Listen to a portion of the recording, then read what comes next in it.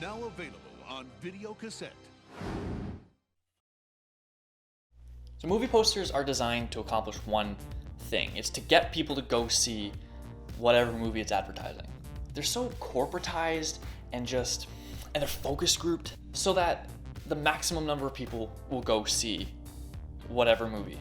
And these movies come out on Blu-ray and DVD. A lot of time companies will take the posters and just transplant them onto the box art for the covers. And it makes sense. It does. But it's also kind of lazy. So today I want to talk about posters. The good, the bad, and what I think distinguishes them from each other. I'm going to go through a bunch of posters throughout history and kind of see how they've evolved over time. I'm also going to examine what kind of techniques that marketing executives think that you want to see. All right, so we'll start with the 1920s. Back in the 20s, posters were pretty simple. Yeah, for the most part, we got artistic renditions of scenes from the movie. They drew up a part of the new movie that was intense or that got the message of the movie across in its visuals. I think the poster for Chaplin's The Circus works incredibly well. Artist Alvin Hadley very simply and accurately represents what the movie is about. To someone off the street, they would see in big bold letters, Charlie Chaplin, with a caricature of the tramp himself front and center. And the caricature works really well here because that's what all of his movies are. His character, the tramp, is a caricature of, arguably himself, but it perfectly represents what the movie is going to be about. On the other hand, we also have posters like How Bella Was Won, which, besides being a little problematic, is also super boring to look at. It gets the point across, sure, but it literally just shows what I presume to be a scene from the movie. Nothing interesting or stylistic, it's just flat and boring. And that's not to say it didn't take talent to make it, I'm sure it did. But it's just so uninspired. Alright, so now we're moving on to the 1930s and 40s. And we have some really cool looking posters here. And from here to about the 50s, we have really similarly styled posters. Huge colors, lots of reds, yellows, to grab the attention of people walking by. The old Universal Monster movies are perfect examples. They had incredible designs. They're super dynamic, colorful, and the montage of scenes and characters blend together really well to create some extremely evocative and striking imagery. Another interesting thing about posters from this era is the lettering. In most of these movie posters, the names of the actors would actually take up more room than the name of the film itself because at the time, people didn't really care about the movie. I mean, they kind of did, but not. They cared more about who was in it and what kind of stars were leading. They didn't care much about the plot, they just wanted to see Clark Gable passionlessly make out with Vivian Leigh. Alright, we're gonna fast forward a little bit to the golden age of movie posters, the 60s through the 80s. I think this era really saw the art of the movie poster put front and center. A few of the biggest directors of the time, George Lucas, Steven Spielberg, Robert Zemeckis, they grew up with fond memories of old classic films and looked to emulate them. So, but not only their movies, but their posters as well. And that's how you get classics like Jaws, Star Wars, Indiana Jones, Back to the Future. Again, not only were the movies groundbreaking, but their posters were as well. They're instantly iconic. The poster for Empire Strikes Back is absolutely breathtaking. The romance between Han and Leia is put front and center. It's supposed to evoke imagery of old posters like Gone with the Wind. A cold, white, jagged setting, Luke on the Tauntaun, with the overarching threat of Vader and the Empire looming in the background. It's masterful. By the 1990s, posters were beginning to be created with actual photos rather than artistic renditions. If the design was cool enough, a lot could be said with very little. And some of the most iconic of the decade, Jurassic Park, Pulp Fiction, Silence of the Lambs, these are fantastic posters. The level of artistry on display with these posters, it's absolutely breathtaking. And then we have Goodfellas. I love Goodfellas, right? But I don't love what Goodfellas did to movie posters. Because in the early 2000s, we got a lot of posters that started to look a little bit like Goodfellas. And they all kind of look the same. And you know exactly the ones I'm talking about. The bland action movie with busts of the stars in the center with a small little vignette of an action scene at the bottom. Yeah, those ones. When I think of those, I think Pirates of the Caribbean. All of them. Because the thing is, the style of putting the actor's face front and center It never really went away in Hollywood. In the early 2000s especially, it got really bad. So now I bring you the main categories of bad movie posters. We have, as mentioned before, the lead at the top with a small picture of the scene from the film at the bottom, a generic action movie where the lead holds a damsel in distress and looks off into the distance, with co-stars inserted seemingly randomly in the background, the action movie tilt, the rom-com red and white, and my personal favorite, the actors didn't want to go to a photo shoot, so they just photoshopped their heads onto different bodies. These ones are my favorite because they're just so bad and they're hilarious to look at. The thing is, some of these posters got attached to very good movies, but you wouldn't know that based on the impression the ad is giving. So I want to go through this list of some of the worst posters for Hollywood movies. The title of the article is Photoshop Fails, Go to the Movies, the worst film posters of all time. So like it's really just going to be focusing mostly on what's wrong with it on the level of like actual photo editing, which like is fair, but that's not the only reason it fails as a poster, though it is a very big reason. Tomb Raider, really boring. Their backs turned, looking at the, not even looking at the, see that's the thing, they either look at the camera or they look slightly off. And the ones that really get me, maybe we'll see a few, but the ones that really get me are the ones where all the characters are looking off into different directions, and then there's a one or two that's like looking directly at the camera, and I'm like, why?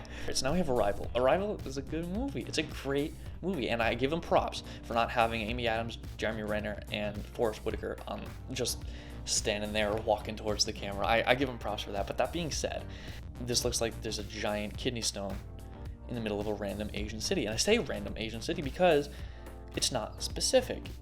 At first glance, it looks a lot like Hong Kong, but this building right here, that is from Shanghai. I don't know, that seems very pandering to me. It's just like, oh yeah, just put, they're all the same city. Yeah, just go ahead, put them all together. What?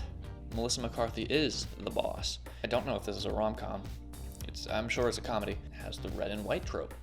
A lot of these movies I haven't actually seen. I want to give my guesses as to what they are based on what the poster is. It's called The Boss, right? She's dressed like she's in charge. She's burning money, so she has a lot of money. She has a big fat cigar and 2 dogs. Okay, so she's in charge of something? That's all it's giving me. Moving on to Tarzan. Boring as hell.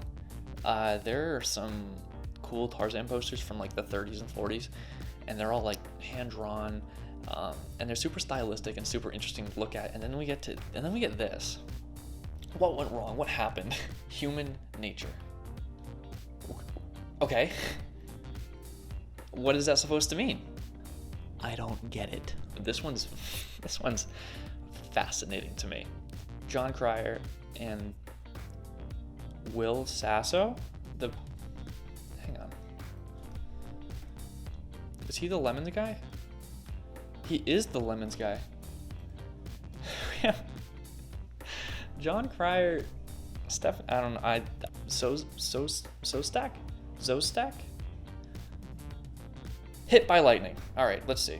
What do I think this is about? Finding love can be murder. Okay, when John Cryer has a gun. What I love about this is that this is a combo poster is the thing.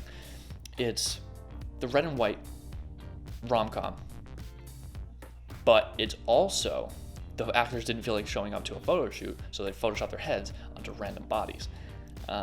Like it's very clearly not. These actors are not here, and it's so obvious. And I think that because I think the stock photo that they used for this had 2 people in bed together, but then they just kind of photoshopped Will Sasso like popping in. He's like in the background. Like, why is he there? What is he doing? So I think these 2 are romantically entangled, and Will Sasso comes in and screws everything up.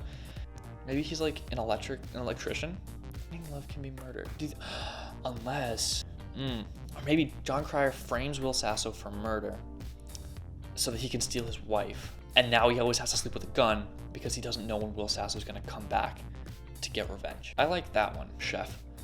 I've never seen this one. I've heard it's very good. I like Jon Favreau. I think he's very talented. I don't know what he was thinking when he hired whoever made this poster, because it's, ooh. Or maybe, like, I get it. Maybe there's like schedule conflicts that they can't all be in the same room together. And some of these literally look like they just took pictures from, like, I don't think they posed for these pictures for this poster. I think they got them, I think whoever designed this got them elsewhere. We have the action movie Tilt, Need for Speed. This one I find funny because a lot of boring stuff is happening over here. And I would say, is it like just to show off the cars? But I don't think that's it.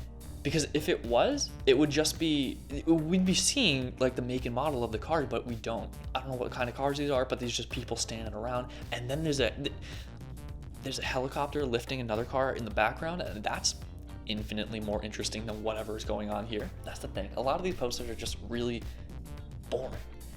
There's so much cool stuff they could be doing. There's like cool action, I'm sure, but like, all right. And then we have the hero holds damsel in distress. I love superhero movies, but this happens so much. It's pretty much every single one of them. And here's another example of what I was talking about earlier with the eyes and how like Emma Stone's looking directly at the camera. What is Andrew Garfield looking at? It's not the camera. Is it the cameraman? We don't know. Superhero movies, man, I love them. And there's so much cool stuff that they could do with them visually, and they don't. Here's one that looks kind of cool at the top, right? We have a grudge match with De Niro and Stallone, and you think, oh, this is kind of cool. It kind of reminds me of like an old ad for an actual boxing match. But then we move down to the rest of the poster. They're just hanging out. It's called Grudge Match, a rivalry 30 years in the making. And they're just hanging out. What to expect when you're expecting. All right, it's too late to pull out. Fuck. That's bad. That's the thing with these posters. Nothing's happening in any of them. Here's one of the worst ones I've seen. And this isn't the worst. We'll get to the worst. But this is one of the worst ones I've seen. We got The Penthouse. None of these actors, I don't even think these stock photos are in the same bed. Like, the background, I don't think it actually exists. The thing about Christmas ones, too, is that you can have the red and white rom-com poster, but also, all you have to do is add a little green, like Christmas tree in the background, and you had a Christmas movie.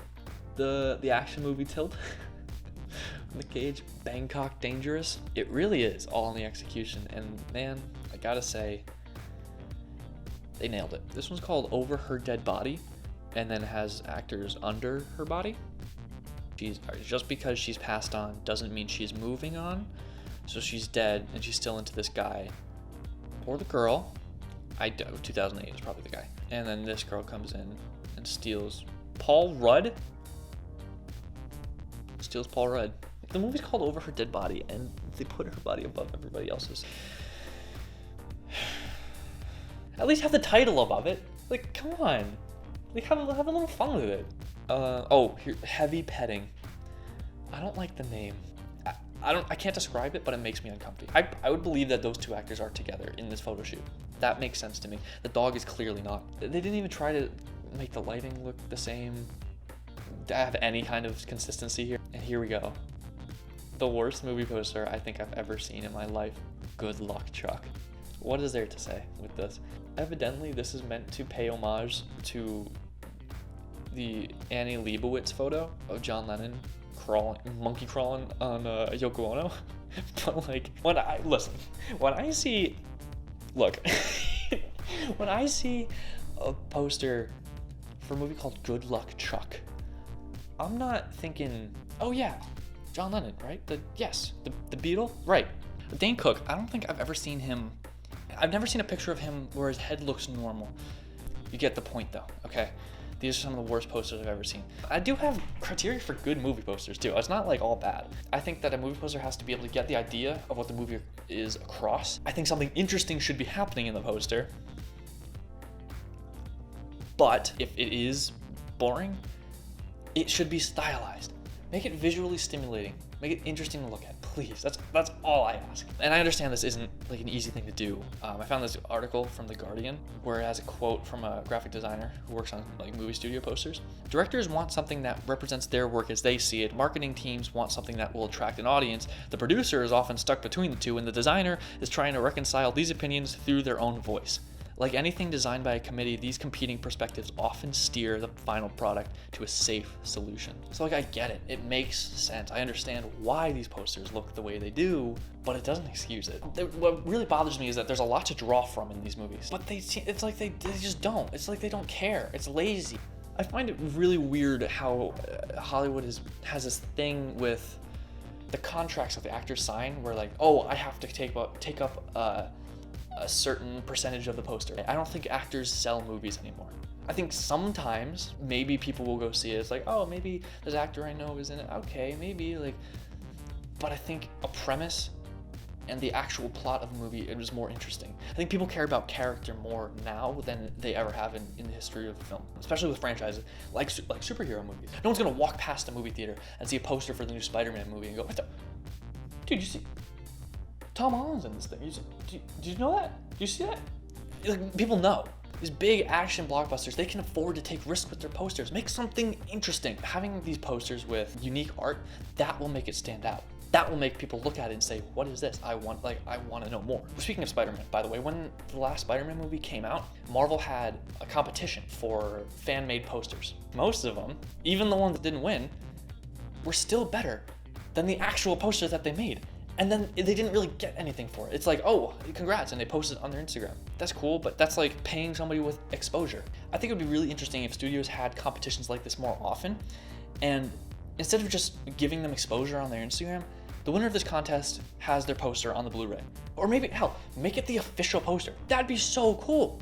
I guess my point, if I have one at all, is that I wish that these film studios would take more of a risk, at least with their posters. Like, I know it's not gonna happen with the actual movies themselves, but especially with like big blockbuster, like Avengers movies that will make like $1 billion, why not get some artist and just be like, here, have fun, make something cool. These are some of my favorite movies, right? I wish they had really memorable or iconic posters associated with them. Unfortunately, good art comes with risk. And risk is something that movie studios try to steer very clear from. They could make some really cool stuff with this. That's all I'm saying.